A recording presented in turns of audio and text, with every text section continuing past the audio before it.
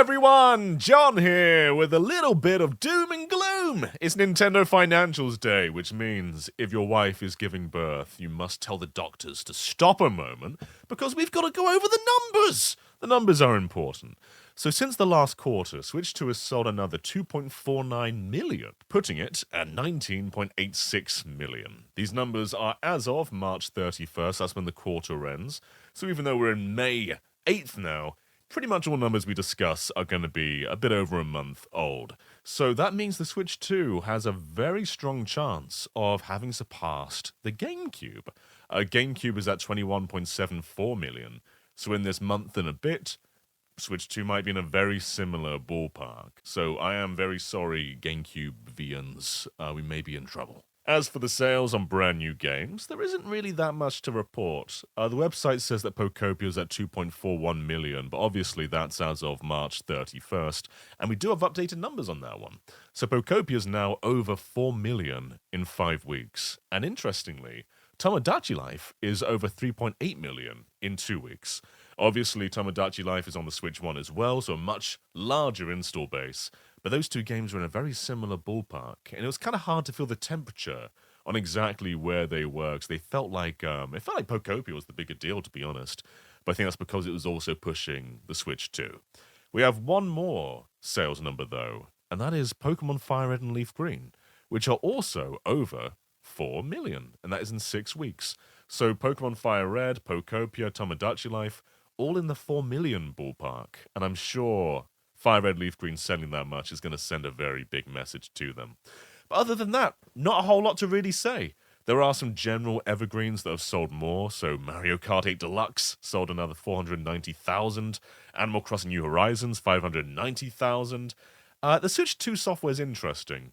Donkey Kong Bonanza's 270,000, Kirby Air Riders is 110,000, and the Mario Kart World is 670,000, although keep into account many of the bundles were still lying around since before that got discontinued, so those numbers for Mario Kart World are probably reflected a bit differently.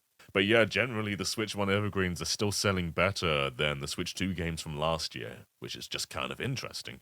If anything. But now let's get on to the big news, the real doom and gloom, price hikes. This is happening everywhere across the industry.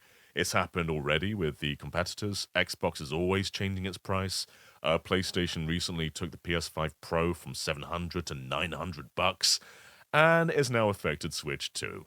So here are the brand new prices for Switch 2 in a few regions. So in the United States, Switch 2 is going from $450 to $499.99, a $50 increase. In Canada, $629.99 Canadian dollars to $679.99 Canadian dollars. And in Europe, €469.99 euros to €499.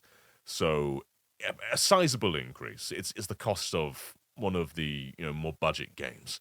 Definitely could have gone even higher than this. We've seen a lot of other tech go way higher than this. I think we all expected this bump was coming. The landscape is bad for everybody right now. What we maybe didn't expect, though, was for other things to change as well. And right now it seems like they're sampling this in Japan, but I would not be surprised if this goes global relatively soon. So in Japan, the Switch 1 is also affected. The OLED model is increasing by 10,000 yen, the regular model 11,002 yen, and the Switch Lite by 8,002 yen. But then we've also got Nintendo Switch Online, which is increasing in every single SKU that it has. So the 1 month SKU, 94 yen, 3 months, 185 yen, individual for 12 months is 600 yen, the family plan 1,300 yen, then the expansion pack for 12 months is 1,000 yen more expensive, and the family plan expansion is another 1,000 yen. So things are getting more expensive in NSO, and I think this is probably going to happen pretty soon, globally as well. But other things have also changed. They've also changed the price of their playing cards, of their Hanafuda cards. They are going to be expanding that too. So everything's getting more expensive, other than software, which is, if anything, getting a bit cheaper. They're doing a lot more flexible prices. Rhythm Heaven is cheaper, Star Fox is cheaper, Splatoon Raiders is cheaper. We haven't really had a big premium game in a while, like Donkey Kong Bonanza, Kirby Air Riders, Mario Kart World. Everything this year so far has been pretty smaller tier, budget tier. The only exception to that really is Mario Tennis Fever, which I think it feels like it should have been in that $50 kind of category. And I wonder if the performance of that, which didn't show up on these sales charts, meaning it sold under 1 million, has affected everything else. So because that game was $70, it's underperformed pretty drastically, seemingly.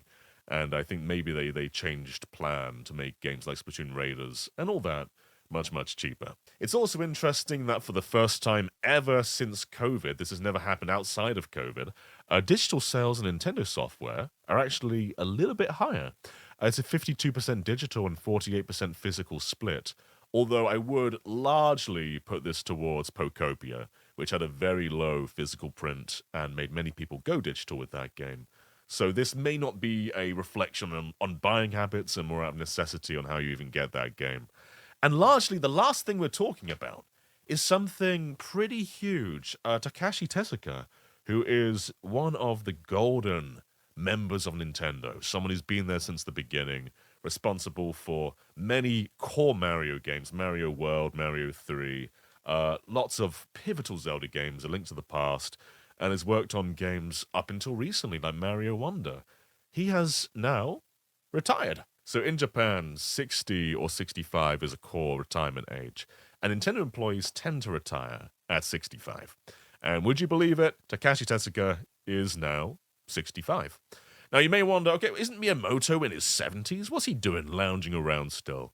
Well, Miyamoto basically has retired. He's a creative fellow now, so he's not responsible for any games. He's just moseying around, making theme park deals and movie deals. But Miyamoto hasn't made a game in a very long time. So while Tezuka might still be lounging around the company in some areas, his roles have been largely reduced. And we're in that era now where we're losing a lot of that legacy talent. In the last year or two, I'd say roughly 5 very core Nintendo members have now retired and left the company. At least ones that we know of anyway. I'm sure a lot more than that have left.